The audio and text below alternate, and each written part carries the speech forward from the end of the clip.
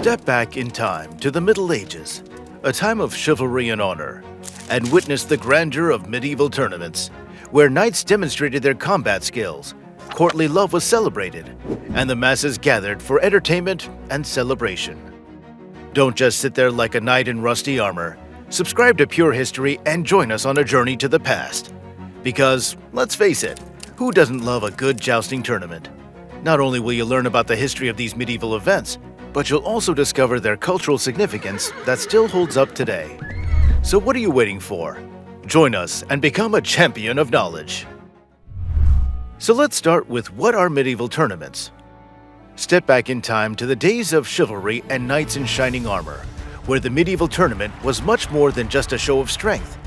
It was a celebration of the values held dear by European nobles, an opportunity for knights to showcase their bravery, and a chance to earn fame and fortune. But where did these grand spectacles come from? The roots of the tournament can be traced back to the 10th century, when knights would hold military drills known as carousels.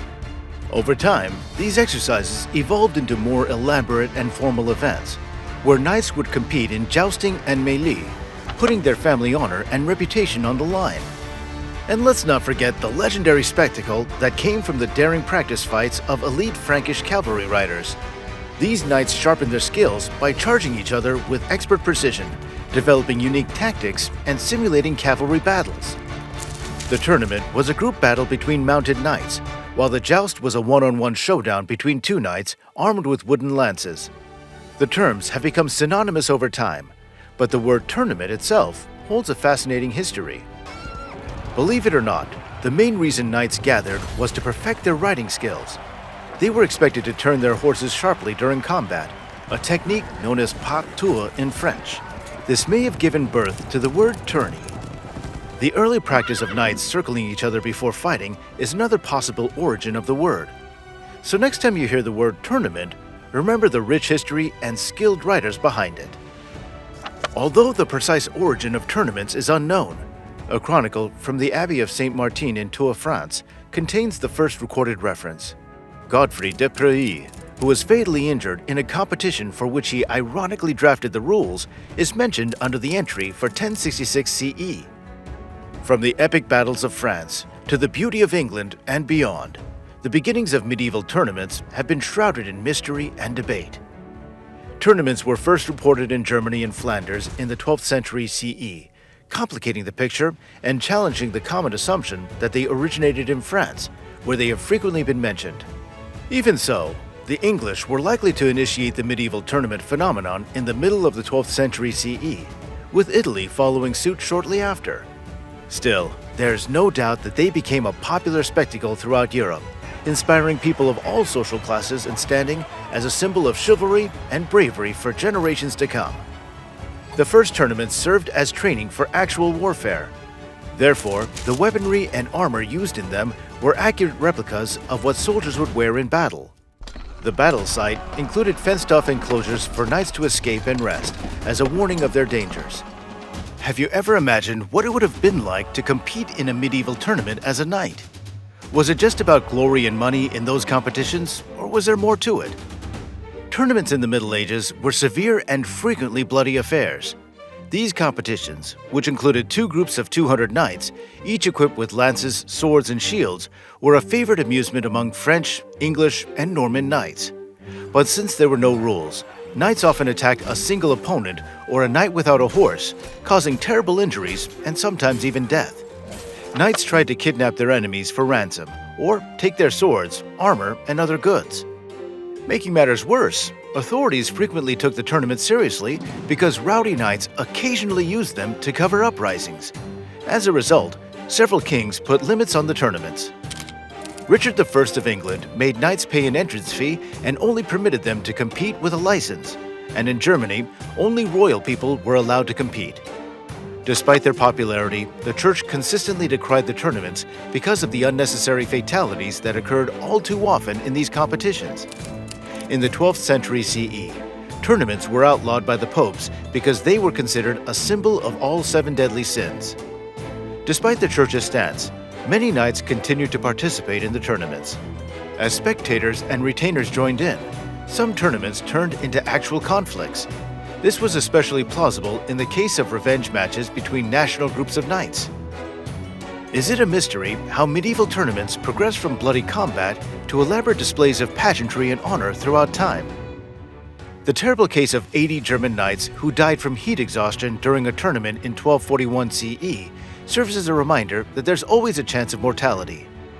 The consequences for breaking the law during a tournament grew more severe in the late 13th century CE, with offenders fearing the loss of their armor and horses, or possibly imprisonment. Weapons were altered to lessen the possibility of wounds and fatalities. For example, swords were made less sharp, and the lance was given a three-pointed head to reduce its impact. These weapons, called arms of courtesy, or applications, became the norm in subsequent tournaments that concentrated on pomp and dignity rather than actual battle. In the medieval era, pomp, honor, and heraldry were all linked, especially in the 14th century CE, when tournaments turned into a display of chivalric ideals and aristocratic ancestry. Knights of this period charged against one another on small fields with blunted lances, allowing for the employment of lighter and more colorful armor, helmet crests, and shields. The emphasis moved to talent and honor, with violence taking a back seat to the sophisticated spectacle. But how did tournaments change from bloody battles to pageantry and chivalry displays? Due to many variables, such as weapon modifications, harsher punishments for disobeying the rules, and a shift in the emphasis towards talent and honor, tournaments changed from being a venue for lethal fighting to a show of gallantry and pageantry. The tournaments became a way to show off the aristocratic history and chivalric values. Heraldry, dignity, and pageantry became important parts of these tournaments. Tournaments allowed knights to show off their martial skills, courtesy, good breeding, noble manners, and generosity. However, these events were not accessible to all knights, as they required significant financial investment to host and participate. What were the financial barriers that prevented many knights from participating in tournaments during the medieval era? The financial barriers that prevented many knights from participating in tournaments during the medieval era were the significant costs associated with hosting and participating in these events, such as horse rentals, lodging, food, and equipment. Only the wealthiest knights could afford to attend these extravagant events, which sometimes spanned several days. In addition to financial restrictions, knights had to establish their noble heritage, since the tournament became an exercise in the aristocratic display. They may be expelled if they have a terrible reputation. Jousting became popular in the 12th century CE. In this tournament, two knights rode towards each other and lanced each other. The knight who succeeded in throwing his adversary off his horse was declared the victor.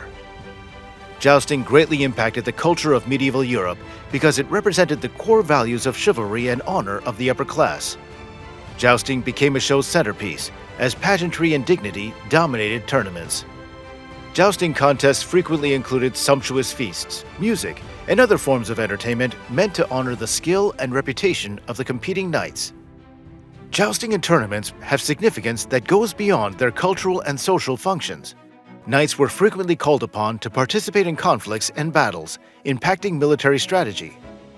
Tournament warfare was a good way to learn and practice for real-world battles, and the show of tournaments was a great way to show off and improve these skills. Medieval tournaments were more than just military exercises. They were critical cultural events that had a significant impact on medieval society. Tournaments allowed knights to show off their fighting skills and chivalrous behavior in front of nobles and commoners. This provided a platform for displaying social status and prestige, for creating and reinforcing the ideals of chivalry, such as courage, loyalty, and honor. Tournaments were a spectacle of combat and a stage for fashion, music, and courtly love. Knights and ladies adorned themselves in elaborate clothing and jewelry to impress their peers and potential admirers. Musicians played, and troubadours sang songs of love and chivalry, enhancing the romantic atmosphere of the event. The cultural significance of tournaments extended beyond the event itself, inspiring works of art and literature that celebrated chivalry and the knightly ideal. This is it for today's video. Subscribe to Pure History and stay connected.